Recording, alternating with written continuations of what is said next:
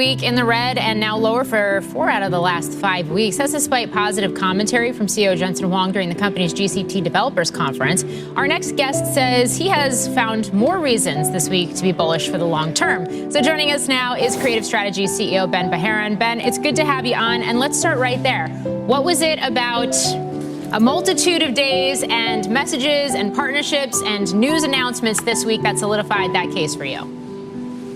Yeah, I think there was a number of things. I mean, obviously, it's hard to be bullish against just the roadmap that they showed. You know, one of the biggest debates and arguments that we get into, as I'm sure you guys have all talked about too, is, you know, what is the degree that these custom or specialized ASICs are going to compete or take share from NVIDIA? I think when you look at the technology roadmap from NVIDIA in terms of what they're doing with Grace Blackwell and Blackwell systems going forward, it's going to be very, very hard for those to compete. And I think they were extremely bullish about how much of the industry, not just the traditional, you know, cloud servers, but AI factories and this entirely new infrastructure and how IT is being kind of redeveloped for the AI era is being built on NVIDIA. Like, it's not being built on other things. And so I think when you look at the ecosystem that's grown around them, they're deeply entrenched. It doesn't have any sign of that changing. And I think the roadmap for that CapEx that's being spent on the back of NVIDIA just shows that there's still a good few years, if not longer, of growth behind them, just in data center, let alone robotics and AV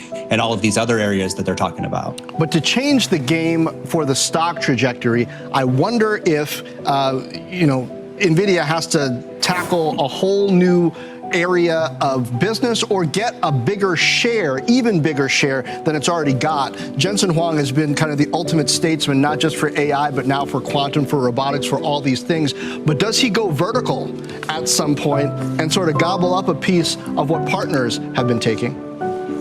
Yeah, I mean, and I think they're showing that. If you look at what they're talking about architecturally, particularly within the Grace Blackwell systems, which is, again, where they do the ARM CPU, the Grace ARM CPU, there's a lot more networking involved in there. There's a lot more custom rack development, custom boards.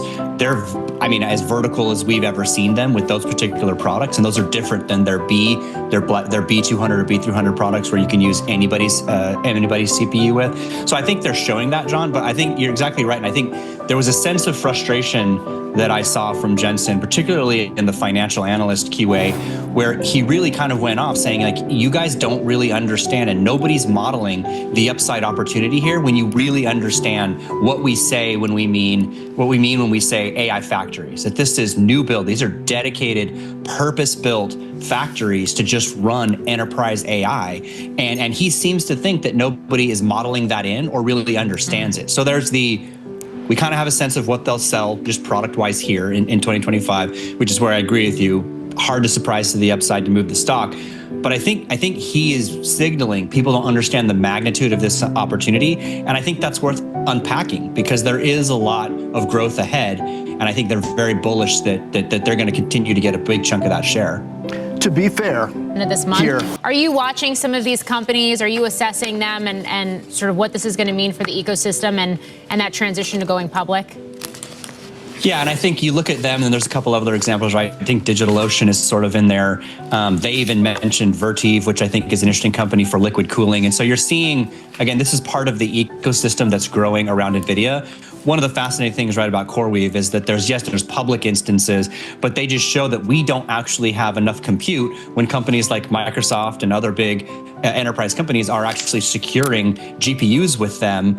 I mean, it just shows that we still need so many more GPUs, which is, again, we need more infrastructure, we need more land, we need more space, we need more energy. Like, all of these things impact in that ecosystem. It shows there's a shortage. It shows why there's demand and opportunity for folks like CoreWeave and others. And I think, again, part of that is just widening our lens to how much compute is really needed.